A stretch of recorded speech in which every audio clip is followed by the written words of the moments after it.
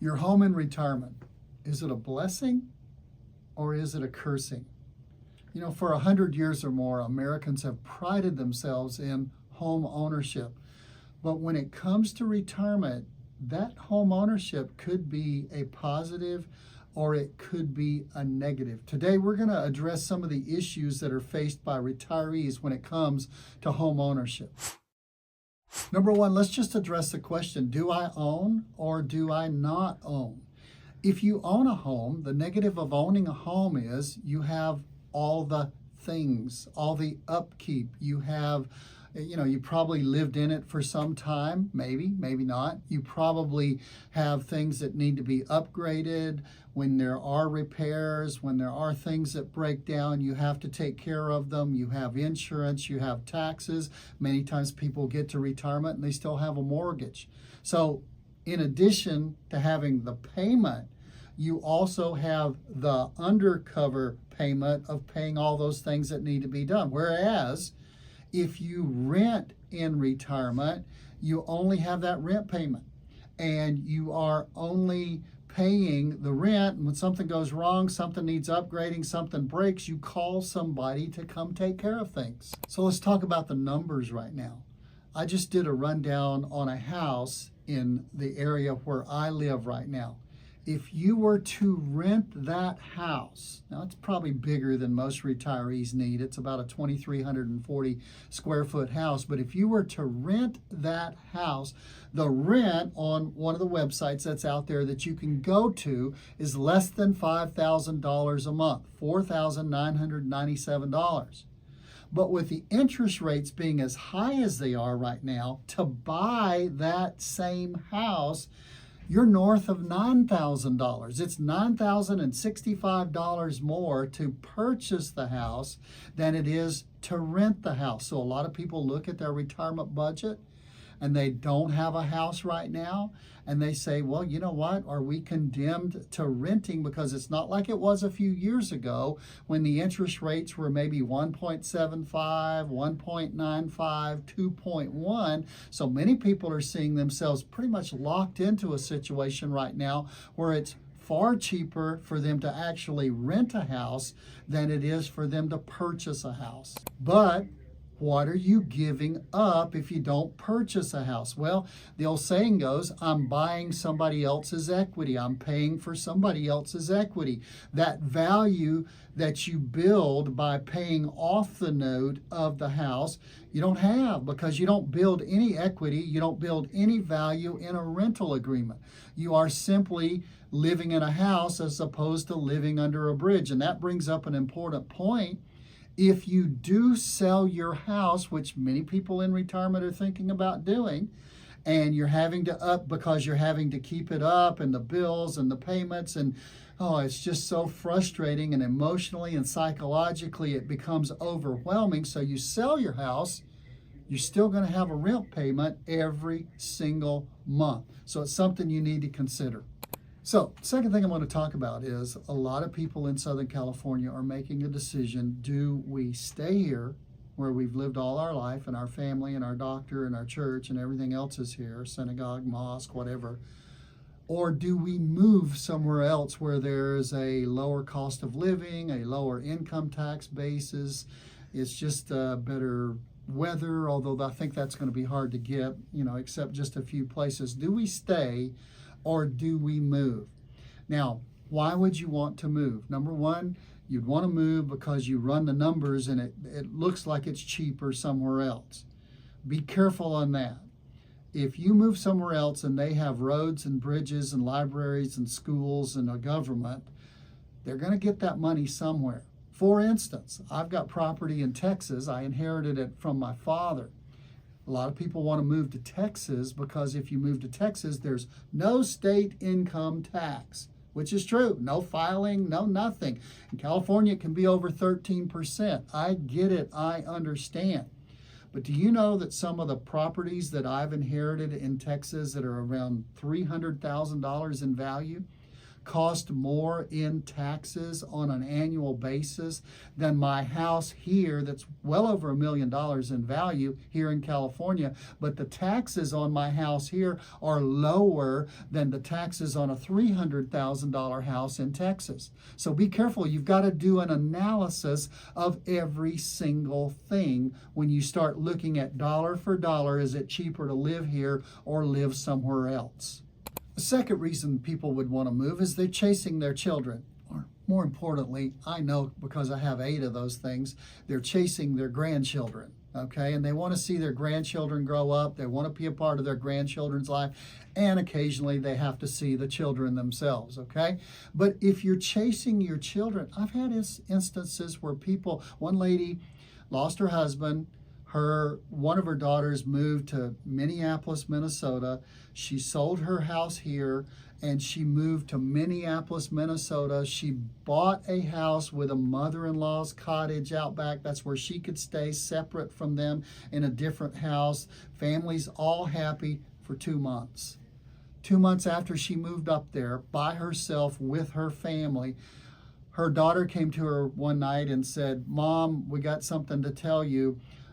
My husband's company is moving us to Dallas."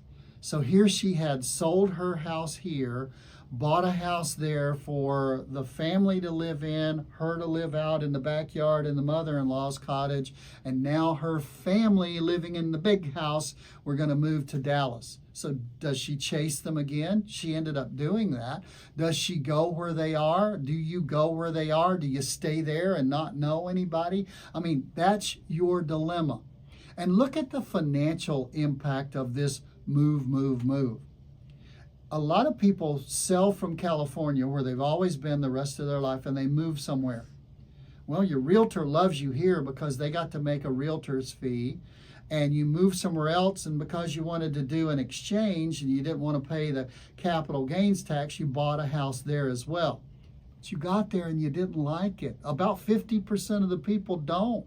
You move away from the weather, you move away from your church, synagogue, mosque, you move away from your doctor, you move away from your friends, your social network, all the people that you work with. You move away from all of that. You don't like it there. You've sold a house here, paid a realtor fee, bought a house there, paid a realtor fee. You decide to sell the house there, another realtor fee, and to move back here. That's 4 realtor fees, let alone the moving expense, let alone any of the other costs that are involved. And we did the analysis one time a few years ago, it was 5 or 6 years ago, we did the analysis of a couple that moved from here to there, moved from there, sold there, and moved back to here. And their cost was over $186,000. And they bought very modest homes and severely downsized when they came back to California. So we did this cost analysis and we said, look, it's $186,000. And they were like, oh, we wish we hadn't done that. And then they got their tax bill. Because what they had also done in California is not only does Realtor 1, Realtor 2, Realtor 3, and Realtor 4 love you, but the governor loves you because you've given up your Proposition 13 tax advantage. So you got to be really careful and understand that chasing your grandkids, moving to an area that because you stopped in there one Friday afternoon and liked it. One lady wanted to move to Scottsdale, Arizona because it was 79 degrees every day when she went over there in February. Okay, you've got to really check a place out and make sure that you're going there. Here's what I recommend. When you move somewhere, if you move out of California, don't buy the first year and don't sell your house here.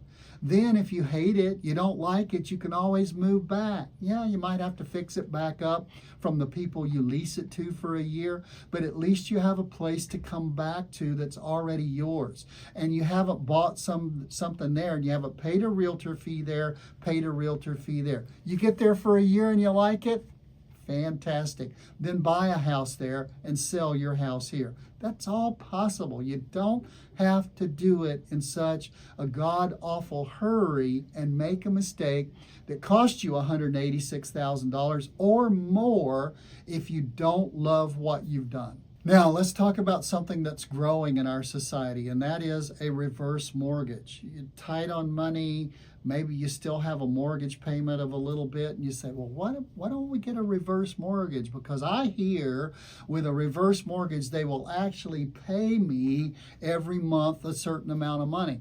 That's true. They will. They'll pay you an income from your home. The more you have your house paid down, the more they will pay. You need to really be careful here, though, because here's what I always ask people. Is there anyone in your family that once you're gone, if it's a single person, once you're gone, if it's a married couple, once you're both gone, is there somebody that would want to live or need to live or have to live in that house? Many times that answer is yes. Some people say, well, we've got a daughter, she's special needs, she's pretty much okay on her own, but she has to live with us. She could never live out on her own in her own apartment or something. Well, you've got an issue there, because once you do the reverse mortgage, yeah, the money comes in great, but what you're doing is you're spending down on the equity that you've built into the house. And you spend down to a certain point, you pass away, you've got to leave the home to someone in your family, and you got to be really careful because they come wanting to get their money out of it.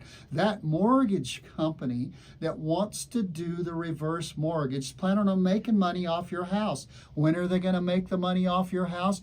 When you sell it, or your family sells it, or they sell it once you're gone and they get their money back at that time. So many times you give up a lot of your rights, your privileges, your options if you get a reverse mortgage. So it's not just the end all of greatness and that it'll pay you income. Now, if I go through some questions, does anybody need it? How much do you owe on it? They'll only loan in a reverse mortgage up to, I'm told, around 60% of the value of the home. You've got a $1 million home, they'll loan up to $600,000 on that reverse mortgage. And if you owe $500,000, you've only got $100,000 that you can get out of the reverse mortgage. So it's not just all bells and whistles and ice cream, okay? You've got to make sure and check it out. And my recommendation is this, and I have some people that we recommend from time to time. They don't give us any kickback or any kind of payment, but you need to go to someone who in a reverse mortgage situation is going to shop that around to different lenders, because different lenders give different options with reverse mortgages. Now in June of 2025, I will have done what I do for 30 years. In 30 years of reverse mortgages starting and growing, I've recommended to 2 people who've gotten reverse mortgages because it fit their life. I've recommended a lot of people to look at reverse mortgages because they wanted to investigate, and they've all come back. Most of them have come back and said, no, that's not for me. Too much sticky stuff that ties the home to the mortgage company and not to my heirs. So you've got to make a choice when it comes to reverse mortgage, but be really careful. That mortgage company is in it to make money. You're in it to maybe pass your house along. That may not be an option if you get a reverse mortgage. Well, let me tell you some people to talk to and maybe be careful talking to. You can talk to a realtor who maybe does, or a mortgage person who does a reverse mortgage. Remember, they've got a vested interest in you saying, yes, I want to do a reverse mortgage, because that realtor will help identify a mortgage company that will help you basically sell your equity back to a mortgage company. So they may have a conflict of interest because they're making money if you do one. They don't make money if you don't. So be careful talking to a realtor. It's like if I pull my car onto a car lot and I roll the window down, and if somebody does come out, they don't come out anymore and really talk to you the way they used to. But if they do come out and you roll your window down and say, this is my car, do you think I should trade it? What's that car salesman going to tell you? Absolutely. We've got some great models that we can get you in today. You can drive off in my model and make a trade. Why do they do that? Because they don't make any money unless you make a trade. If they say, oh, wow, you've got a nice car, a lot of value there, it's really clean, nice, and shiny, and you've obviously kept it well, don't trade that car. then they're not going to make any money. So be careful talking to a realtor. Number two, talk to your financial advisor. If you need income for your house, if you need to pay off the mortgage to lessen your monthly budget, there are a lot of reasons that you could stay in the house and you're comfortable staying in the house. Not just the financial reasons, but the psychological reasons of being in your home, of being in a place that your kids were raised and you're familiar with. My mom developed Alzheimer's, and that's what led her to passing away back in 2008. In the last 3 years of her life, they moved down to Texas, and Mom would sit there with all of her piano was right there, her chair was there, her couches were there, everything from furnishing from her house was there. But all she would repeat over and over is, "Honey, take me home. Honey, take me home." Because even though her furniture and her people were there, that house they had lived in for 40 years before they moved into that last house, that house was really home. So be careful about leaving your home, selling your home, reverse mortgaging your home. Work with your financial advisor to see if there's a way to build a plan to lessen the burden on you. Maybe to have somebody take care of the home so the maintenance is off your back, off your shoulders, and somebody else takes care of it if you don't have a son or a daughter to do that. That leads me to the third person you need to talk to. If you want to do something, talk to a realtor, talk to your financial advisor. But number three, talk to your family. Maybe your family can help you with some of the things around the house, with the upkeep, with the care. Maybe they can help you financially get some of the care. Maybe they can help you financially because you know you're going to leave it to somebody. And if you're going to leave a mortgage to somebody, maybe they can take on that mortgage because knowing that that house will come to them after you're gone, maybe they'd be willing to take on the mortgage and relieve you of that burden. I've seen it happen, but it doesn't happen unless you have the conversation. So who can you discuss this with? A realtor, your financial advisor, but for sure your family before you make a decision on your home. Hey, I hope this was helpful. If you want to see more about how we help our clients, go to our website, www.𝗂𝗲𝗁𝗏𝗏𝒡management.com. That's MOSLEY, wealthmanagement.com. And be sure to like, share, subscribe to our channel so you'll get reminders every week when we come out with new programs. And if you want more information about what we've talked about today, go here for a more in-depth video. I'm Tom Mosley, founder of Mosley Wealth Management, where I promise you every single week, if you'll give me 8 to 10 minutes, I'll do my best to increase your financial knowledge and help you ease into retirement.